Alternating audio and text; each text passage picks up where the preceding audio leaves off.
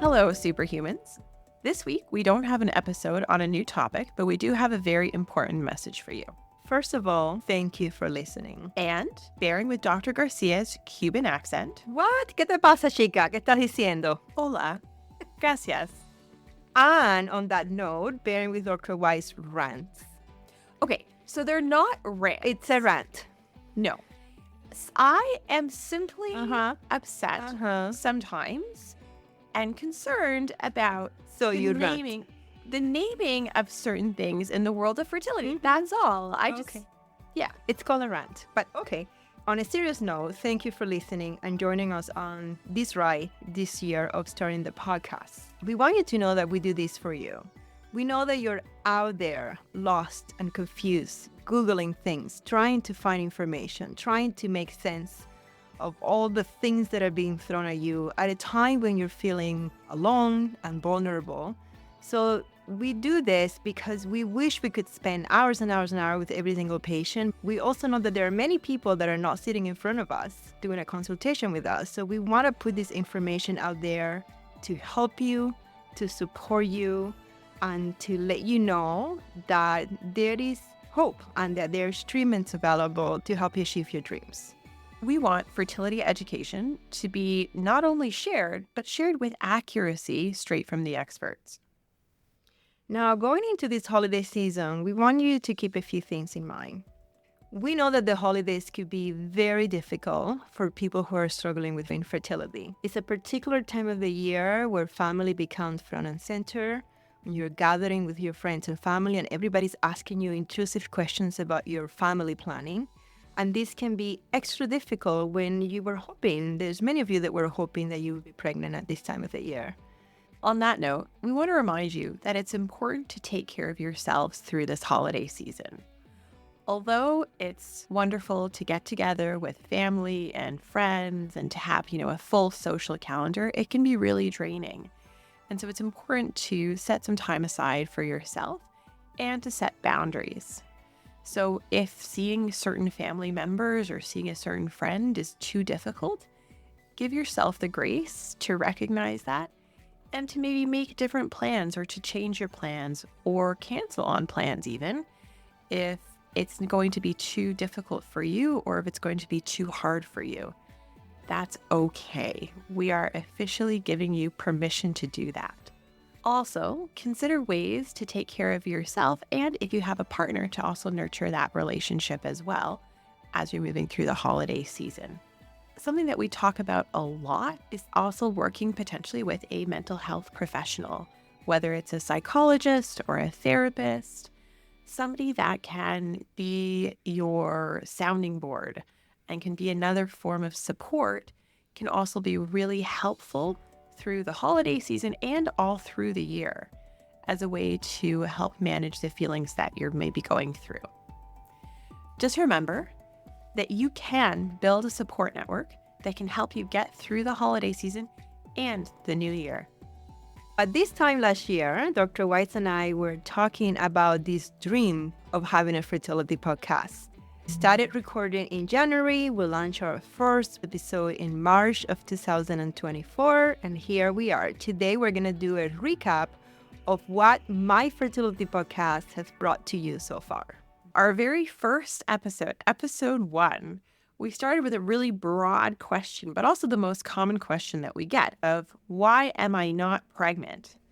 Then we moved on to learning about the menstrual cycles. We took everybody back to high school sex ed in episode 2. And then in episode 4, we talked about intercourse and sex and timing of sex and positions and lubricants. And that was a pretty fun episode to record. That was fun.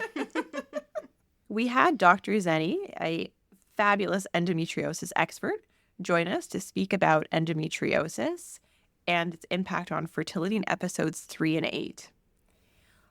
Dr. Amy, otherwise known as the Egg Whisperer, joined us and we talked about egg quality in episode 5.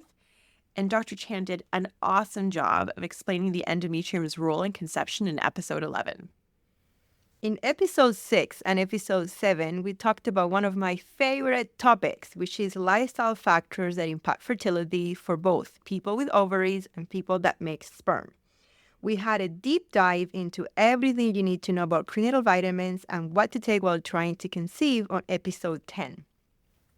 On episode 9, we welcome Christina Viro, a registered psychotherapist, to speak about the important topic of the various ways to cope with the holidays. In particularly, in that episode, we were talking about Mother's Day, but her techniques can really apply to any holidays or any situations that can be difficult. In episode 12, we met with Brandy Williams, a patient of mine who's a registered dietitian, and she joined us and talked openly about her own IVF journey, as well as the importance of gut health and nutrition on your fertility journey. Yeah, that was a really great episode.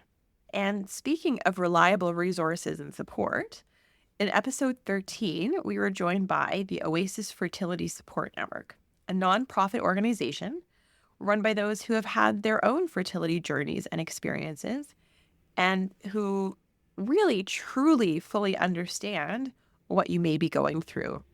We love this support network so much, and I'm so excited to do some events with them in the upcoming year. Episode 14 and 20 were all about IVF. And we have so many more coming up in the future about the details of IVF, so please stay tuned for those. On episode 15, we were joined by two of my very good friends, Jason and Daniel, who shared their beautiful story of two fathers building a family and all the milestones of their fertility journey. Episodes 16 and 21 were all about PCOS, or polycystic ovarian syndrome. Again, I may have ranted a few times in those episodes. We talked about PCOS and the role in fertility in those episodes. Episode 17 is a very detailed conversation about intrauterine insemination, or IUI. This is one of the most important conversations that we have with patients in our office, so we brought it to you on the podcast. Episode 18 is a very important topic with the recent legalization of marijuana in Canada, as we did a deep dive into the impact of marijuana on eggs, sperm, pregnancy, and breastfeeding. In episode 19, we had Allison share her tertian story about building a family at age 43 with embryo adoption. And to complement this, in episode 32, we interviewed Beginnings, a private adoption agency that Allison and Markham Fertility Center worked with, to tell us about everything that you need to know about Beginnings, the embryo adoption process in detail, the cost, and more. This next one is one of my favorites. On episode 22, we talked about egg freezing. What is it and who should consider it?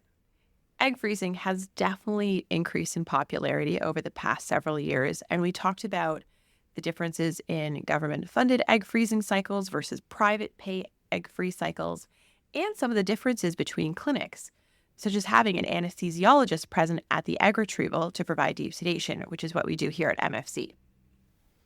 And the next one is one of my favorites. On episode 23, we talked with Renee Higgins, Instagram, the.baby.plan, and she shares her 4.5 years IVF journey. She talks about the power of social media and advocacy, and also talks about what it's like doing IVF when you live about 5 hours away from your fertility clinic.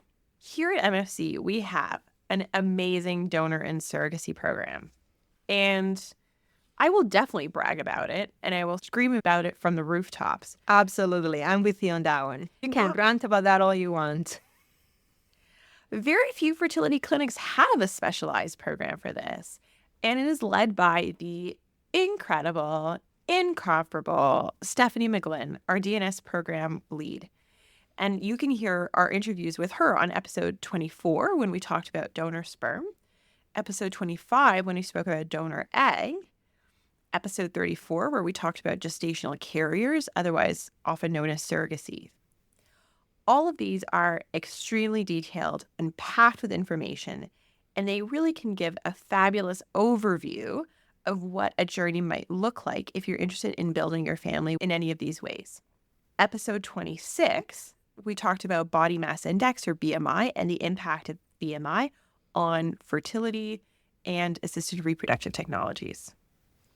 On episode 27, we interviewed Shania Bopa, a patient of mine who at age 25 decided to freeze her eggs and talked about it on social media. She has brought so much awareness to young women thinking about egg freezing and family planning. She is the do-it-all girl, and always talks about how to be strategic for your future self. Episode 28 is on the topic of fibroids and fertility, the various types of fibroids, and the treatment options available. And not to brag again, but I'm going to brag. Please because do. Here at MFC, not only do we have an amazing donor and surrogacy program, but we also have an incredible world-class genetics program, which is led by Diane Miles-Reid, who is currently the president of the Canadian Association of Genetic Counselors and one of our superstar genetic counselors. We interviewed Diane on episode 29 on carrier screening. On episode 30, she gave us everything we need to know about pre-implantation genetic testing for aneuploidy. And on episode 36, we talked about pre-implantation genetic testing for monogenic disorders, or short for PGTM. Moving on to episode 31, we interviewed Rima Kiran, who is the founder of Choice Mom Coach. She spoke about her fertility journey and is proud to say she is a single mom by choice. On episode 33, we talked about the impact of decreased ovarian reserve, otherwise known as DOR, and how we manage it and how we think about it and different options for medications and protocols. On episode 35, we had Bianca share her 8-year IVF fertility journey with us. She also highlighted mental health awareness and the power and healing she finds in sharing stories. She's another testament to the importance of mental health through this whole process. And now we're near the end. I can't believe we've done that much work in almost not even a full year. I'm tired. But we're going to do so much more next year. Watch. Episode 37 was a bit of a tricky topic to talk about as it pertains to the many reasons why unexplained infertility is so hard to explain. Trust me, when I say you can sense our frustration as fertility specialists, just listen to this episode. Talking about rants, this is a rant that I totally agree with. On episode 38, we welcome Carrie, who is happy child-free after infertility. Carrie openly shares her 8-year fertility journey with us and how she and her partner found peace and happiness living their life child-free after struggling so hard with infertility. It was truly an enlightening and inspiring episode. And last but not least, for the year of 2024, on episode 39, we had a movie night. Yay! That was fun. It was. We watched the movie Joy, which can be found on Netflix, and we had an opportunity to talk about it and discuss it and basically just fangirl over it. That's it. That is the summary of my fertility podcast for the year of 2024. Again, thank you so much for being with us. We started from 0 downloads to 20,000 downloads by the end of the year. You are our inspiration. We're doing this for you. And of course, happy holidays. And I hope everyone has a safe and healthy and joy-filled holiday season. Until next year, superhumans. See you in 2025.